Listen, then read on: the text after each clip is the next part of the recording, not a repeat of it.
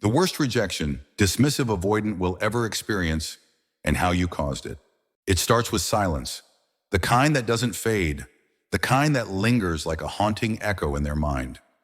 For the avoidant, rejection has always been something they've tried to control. They're the ones who leave first, who pull away before you can hurt them, who keep their distance just enough to never be abandoned. But this time, something shifted. You didn't chase. You didn't beg. You didn't try to prove your worth. You did something far more powerful. You walked away quietly. And that silence, your silence, became the worst rejection an avoidant will ever experience. Because for the first time, they were the one left behind. See, avoidants live in a world where closeness equals danger. Love feels like losing control, and vulnerability feels like exposure. So they run from it. They try to manage their relationships from a safe emotional distance, enough to feel desired but never truly seen. When you were with them, they needed to believe you'd always be there, waiting, longing, forgiving. That belief gave them a sense of control. It made them feel powerful. But when you stopped reaching out, when you stopped trying to explain, fix, or win them back, you shattered that illusion. They didn't lose you because you demanded attention. They lost you because you stopped needing their validation. And that's when the real pain begins for an avoidant. Because the very safety they created by pushing you away becomes the prison that suffocates them once you're gone. At first, they pretend not to care. They'll tell themselves you were too emotional, too needy, too much. They'll replay every moment that made them feel cornered or criticized to justify the distance they created. But as time passes, that story stops working. Your absence doesn't feel like relief anymore. It feels like a void. They scroll through old texts, not to reconnect, but to remind themselves they were once desired. They think about the warmth in your voice when you said their name, the safety in your eyes when you still believed in them. But this time, there's no message waiting, no apology, no second chance. The one who used to chase is now gone, and the person who thought they were unchaseable finally understands what it means to be truly alone. What makes your rejection so painful isn't that you punished them, it's that you grew past them. You stopped trying to make them see your worth, and instead you became it. You turned inward, healed, and found a version of yourself that no longer needed their half-love. And for the avoidant, that's devastating. Because now when they look at you, they don't see someone they had control over. They see someone they could have built something real with, but didn't. Avoidants are often haunted not by what happened, but by what could have happened. That haunting becomes their quiet punishment. The realization that your absence is not emptiness, it's peace. The worst rejection an avoidant experiences isn't being blocked or yelled at or replaced. It's seeing you emotionally detached with grace. It's you moving on without resentment, without explanation, without trying to make them understand. Because that means you've reached a level of self-respect that they can't touch. Avoidants rely on emotional chaos to feel secure. They push and pull, knowing the other person will keep reacting. But when you stop reacting, you pull the rug out from under their emotional control. Suddenly, all their power games collapse. The silence they once used to punish you becomes their own punishment.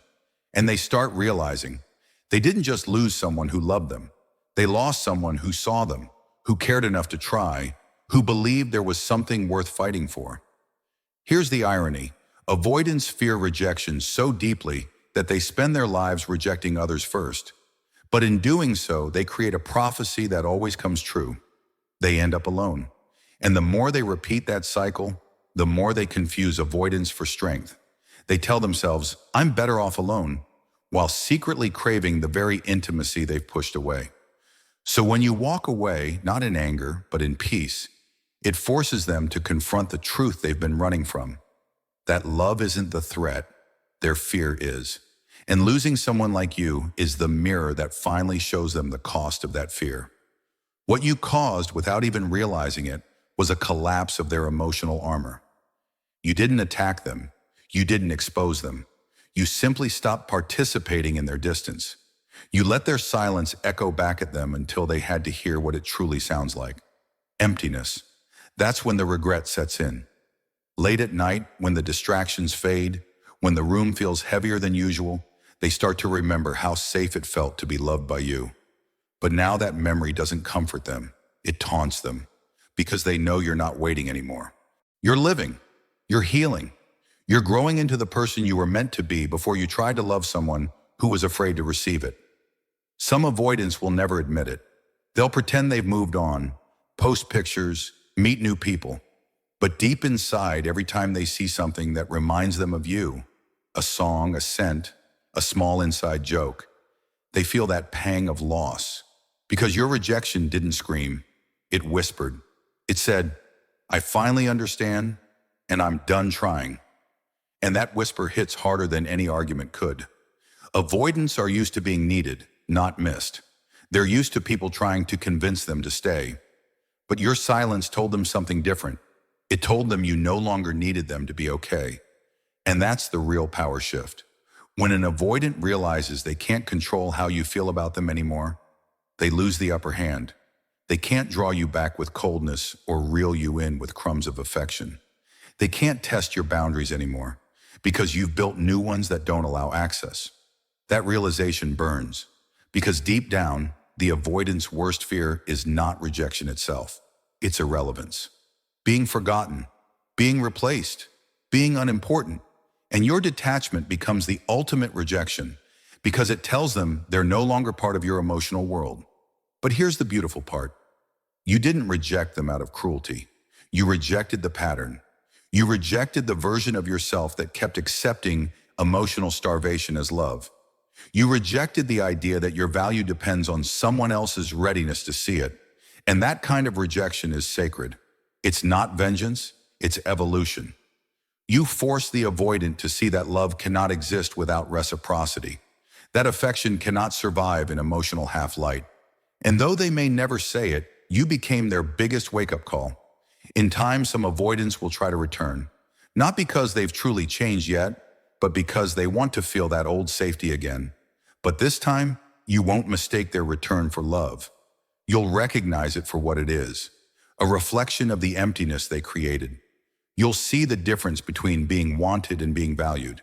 And when that moment comes, you'll understand something profound. Your rejection wasn't cruel. It was necessary.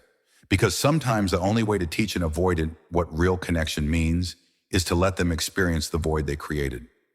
So if you've ever wondered whether your silence mattered, it did. If you've questioned whether walking away was the right choice, it was. Because the worst rejection an avoidant will ever experience isn't losing love. It's realizing they lost the one person who could have loved them right. And you didn't cause that out of punishment. You caused it by healing. By choosing peace over chaos, boundaries over longing, and self-worth over confusion. That's the kind of rejection that changes everything. Not just for them, but for you too. Because in the end, you didn't just reject an avoidant, you reclaimed yourself.